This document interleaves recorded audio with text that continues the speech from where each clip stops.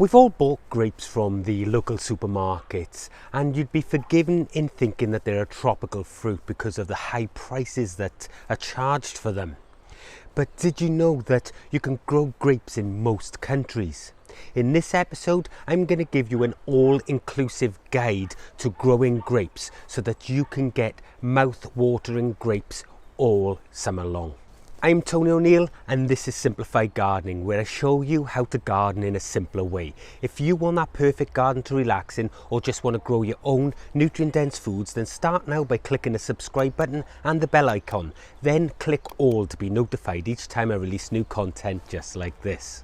Stop! Before you go and purchase your grapevines, it's really important to understand what it is you want from your grapes, because there are over 8,000 varieties.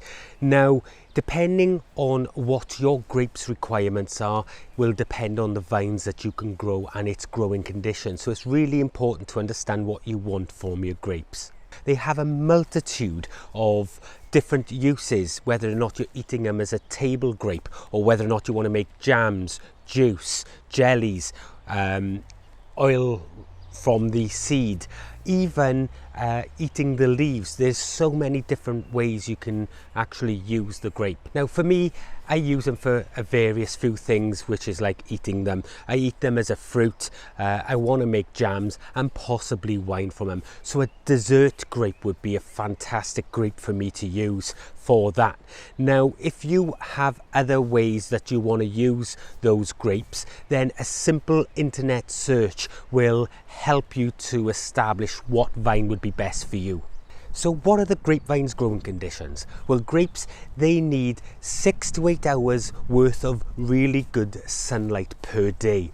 They need to be planted in really good, rich, fertile soil that is free draining. Drainage is really important when it comes to grapes.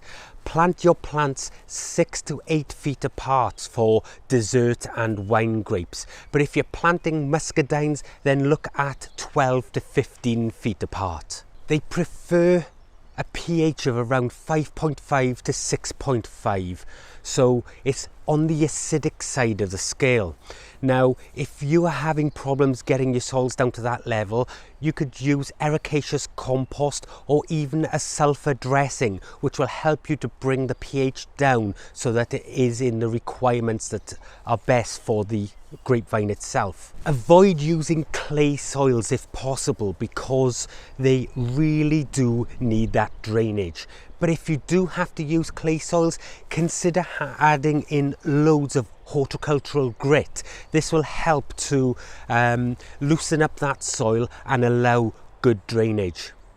Now, another good thing for grapes is that you should mulch around the root zone, because this will do two things. It will keep in moisture, because grapes use huge amounts of water, but also it keeps that root zone cool in the summer. As you can see here, I've been mulching around mine with wood chips for the last 3 years, and the vine is actually pushing out of the ground, so we need to continue to add extra layers to keep this protected.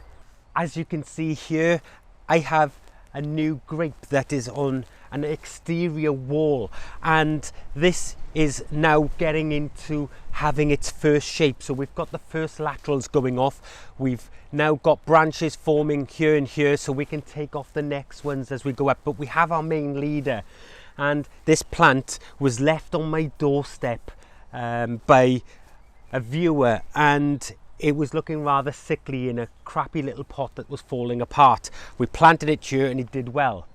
But grapes will do much better indoors. So if you're in a colder climate like the UK, then your grapes will benefit from being grown indoors, but they still need to be planted outside, because they benefit from this with cooler root zones and water retention. But take that vine indoors then through the actual wall of the greenhouse or the polytunnel like I have here.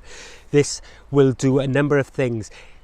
As we already know, grapes use huge amounts of water, and they send down a deep taproot which will pull up lots of moisture from the ground. But they also have a lot of surface roots which pull moisture in as well, and keeping those cool is really important.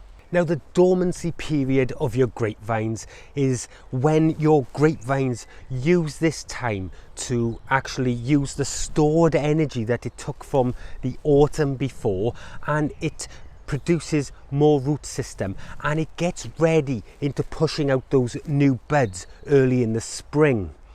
Now, when the plant goes into dormancy, and this is the perfect time to get it back to that framework, because if you leave it, then the plant will use that energy and push it out to those extremities that you're going to cut off, so it's just wasted energy. So you're better to prune in the dormancy phase right back to that framework, and then the plant has all that energy to push out new buds for the next season's growth. And the next phase is bud break. Now, that's when all the carbohydrates that the vine stored in its roots, its trunk and all its stems, then this is all stored. But the vine now pushes this up into all the extremities of the vine itself, and new buds are formed. And as they later start to develop, leaves will first come out, and these are the first leaves, and it all starts all over again. Now, shoot development, well, that's when the bud is already broken and they first start to produce their first shoots. Now, initially this is really slow, but after about 3 or 4 weeks, then they go into overdrive, and this is at its peak of growth, and you'll see shoots growing even up to about 1 inch a day. It's crazy how fast it grows at this stage, and this is when photosynthesis occurs and the plant starts taking on lots more energy. Flowering and fruit set is the next stage, and over the next few days these flower clusters will start to be produced, and when temperatures hit around 68 Fahrenheit or 20 degrees Celsius, then these will start to bloom. And the time from bud break to blooming is typically around about 8 weeks, but it's been such a warm spring here in the UK this year, it's only taken around about 6 weeks. When the timing is right, the flowers will start to bloom, typically lasting about 6 to 10 days from this period. And you'll know as soon as they have bloomed, then the pollen sacs open and they start to pollinate themselves. Now, grapes are self-fertile, so they can pollinate themselves. However, if you keep multiple grape varieties together, they will cross-pollinate readily. In about 3 days after pollination, the seed begins to form, and it happens almost immediately. And then around that seed, the berry forms to protect that seed. Now, in seedless grapes, those seeds stop forming after a couple of hours, and the berry forms around them, and eventually those seeds disappear and you end up with a seedless grape. Berry development, they grow really fast at this stage of their life because of the cell division and enlargement. Now, the berries are green in colour and they're hard to the touch, and they don't have any sugars in them whatsoever at the moment, and instead they are full of organic acids. Later on, as the berry reaches about half its size, then the growth slows and they start to develop their natural colours. So those grapes that aren't green start to fade and the reds and the blacks come out. And if they are a green grape, they fade to an almost translucent colour. And this is where the berries soften, and this is called veraison, and it's where the ripening stage of the fruit starts. The sugars increase and the acidity levels fall. And how long it takes for your grapes to ripen will depend on the temperatures at the time and the light levels. So it could be that one place will ripen much quicker than another.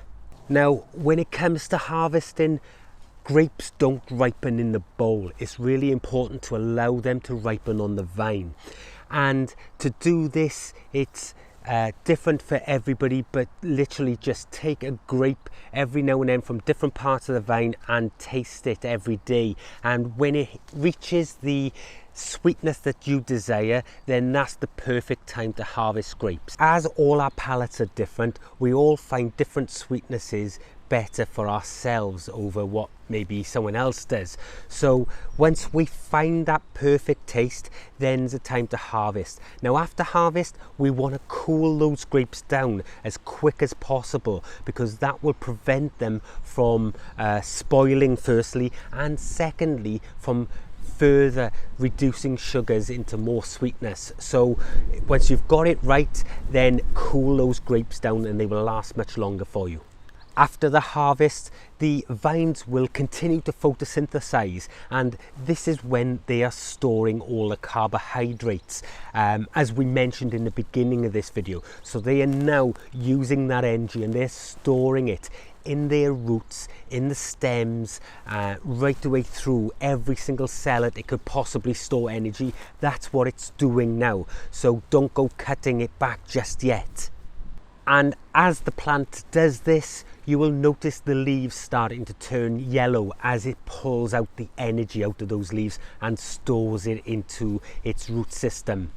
Now, when the first frost comes, then it will drop all its leaves and go into dormancy once again. And again, this is the perfect time in which you can prune your grapevine right the way back to the structure that you have made. When pruning off the shoots, don't throw them all away. You can create new plants, as I have here, by simply just stripping the leaves away, cutting to a node and placing it into a pot's worth of compost, and leave this to grow throughout the season. You'll end up with a really nice root system on this that you can plant up individually like this and give away to friends, because these make fantastic gifts. When you consider that I only have 2 vines here, one of these can really give somebody a lot of fruit for use in their home, and it's totally free, so why wouldn't you do it? One question I'm always asked about grapes is, are they good for your animals to eat, your cats and your dogs? And the answer to that is no, because grapes contain a toxin for dogs especially, and it's really bad and it can cause kidney failure. Now, it's not okay to just give them the odd grape. Some people think, oh, I'll just give them the odd one as a treat, but the toxin levels for grapes in your pet dogs actually accumulate over time, so it's not like the body can get rid of it. So you should never give your dogs any grapes. Now, I have 2 videos on how I espalier and prune these grapes, and I'll put links to that in the description below for you, so that you can see how I've grown these vines to a really good thickness, and they cover this whole wall of the polytunnel as well as the cross beams as well. So we have 2 vines in this tunnel, and pretty much the whole tunnel is covered. And believe it or not, these vines are only just over 3 years old. In fact, they're starting their 4th year this season.